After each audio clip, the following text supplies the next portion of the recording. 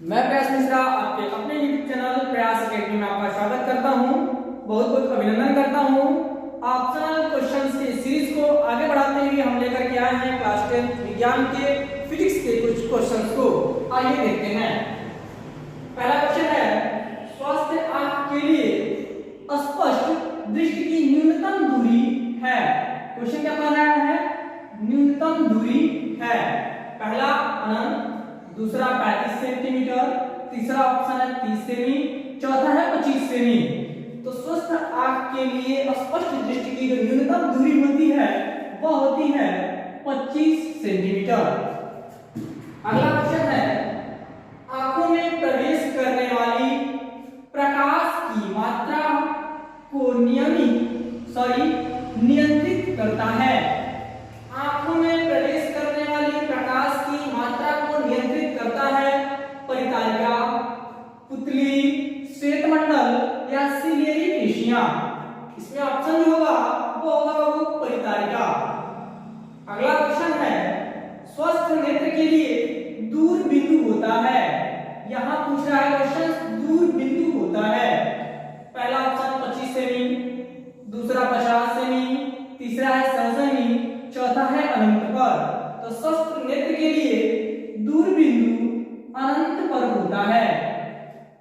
अगला क्वेश्चन है, गोलीय दर्पण की फोकस दूरी f एवं वक्रता त्रिज्या r में संबंध बताना है।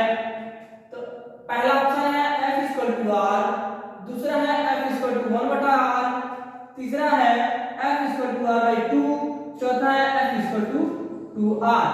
हम पढ़े हैं r बराबर 2f यानी कि f बराबर r/2। तो इसका जो आंसर होगा वह होगा तीसरा नंबर, f बराबर r/2। अगला क्वेश्चन है, एक अवतल दर्पण की फोकस दूरी 10 सेमी है। फोकस दूरी कितनी है? 10 सेमी है। दर्पण की वक्रता त्रिज्या होगी। वक्रता त्रिज्या को पूछा जा रहा है। फोकस दूरी दिया गया है, वक्रता त्रिज्या पूछी जा रही है। अर्थात यह फार्मूला आपके पास दिया हुआ है, इसी फार्मूले पे इसको रख देंगे। तो r के जो वैल्यू निकल के आएगी f का दोगुना होता है, ये 10 है, 10 का दोगुना कितना होगा? 20 सेमी। अर्थात हमारा ऑप्शन नंबर दूसरा सही होगा। अगला क्वेश्चन है, संयुग्मी फोकस संभव है केवल उत्तल दर्पण में, अवतल दर्पण में या समतल दर्पण में या साधारण कांच में। तो जो संयुग्मी फोकस होता है वह केवल और केवल अवतल दर्पण में संभव होता है। अगला क्वेश्चन है, समतल दर्पण की फोकस दूरी होती है। आप अवतल दर्पण पढ़े हैं, उत्तल दर्पण पढ़े हैं, तो समतल दर्पण की फोकस दूरी होती है, यह आपको बताना है। पहला ऑप्शन है 0, दूसरा है अनंत, तीसरा है 25 सेमी, चौथा है -25 सेमी। इसका ऑप्शन होगा अनंत पर।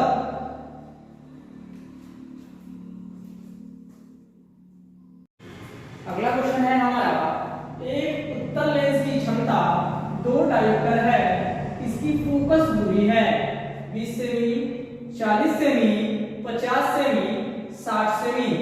क्योंकि उत्तल लेंस की क्षमता दी गई है 2 डायोप्टर, फोकस दूरी पूछ रहा है, तो हम जानते हैं कि P बराबर 1/f यानी कि फोकस दूरी जो f है, जब P के यानी क्षमता के अनुपात का जो हमारा फार्मूला है वो इतना है कब? जब f हमारा मीटर में हो। f किसमें हो? मीटर में हो। लेकिन यहाँ ऑप्शन में सब सेंटीमीटर दिया है, तो हमारा फार्मूला होता है 100/f P और हमको P दिया गया है, कितना P की वैल्यू दी गई है 2, तो f की वैल्यू पूछ रहा है, तो हो जाएगा 100/2 यानी कि 50 सेमी। हमारा आंसर निकल के आया। तीसरा नंबर ऑप्शन है कितना? 50 सेमी। उत्तल लेंस की क्षमता 2 डायोप्टर है, इसकी फोकस दूरी कितनी हो गई? 50 सेमी। उत्तल लेंस की जो क्षमता होती है वो प्लस में आता है और अवतल लेंस की जो क्षमता होता है वो माइनस में आती है। अगला क्वेश्चन देखते हैं, यह उत्तल दर्पण से प्रतिबिंब सदैव बनता है। उत्तल दर्पण द्वारा प्रतिबिंब कैसा बनता है बताया जा रहा है। ऑप्शन देखते हैं, वक्रता केंद्र तथा फोकस के बीच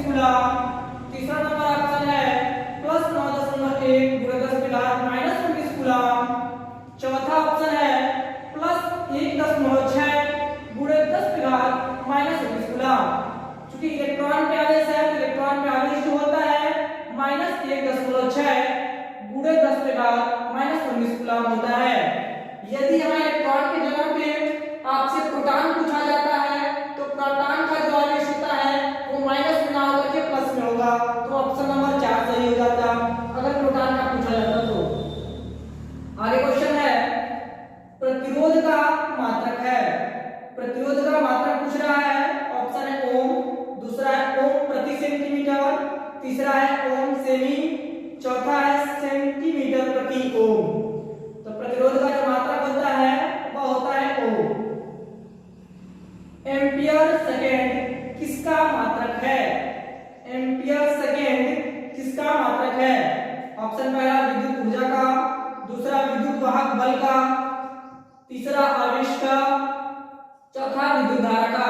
तो एम्पियर सेकेंड आवेश का मात्रक होता है।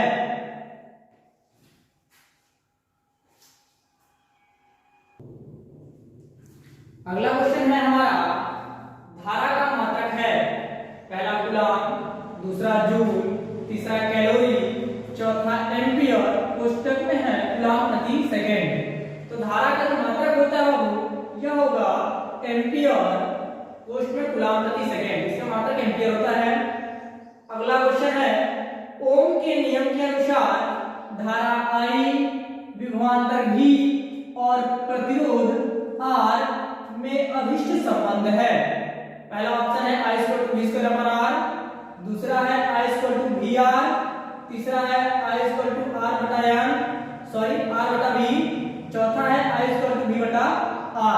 तो ओम के नियम के अनुसार जो संबंध है वो होता है I = V/R, यानी कि ऑप्शन नंबर 4 सही होगा।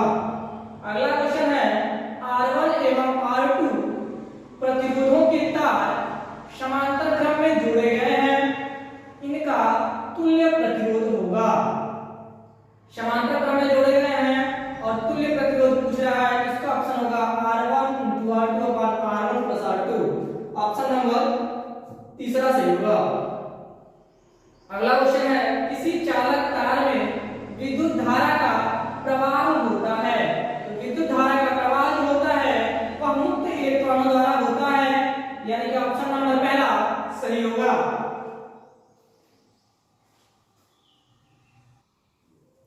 अगला क्वेश्चन है हमारा किलोवाट घंटा मात्रक है।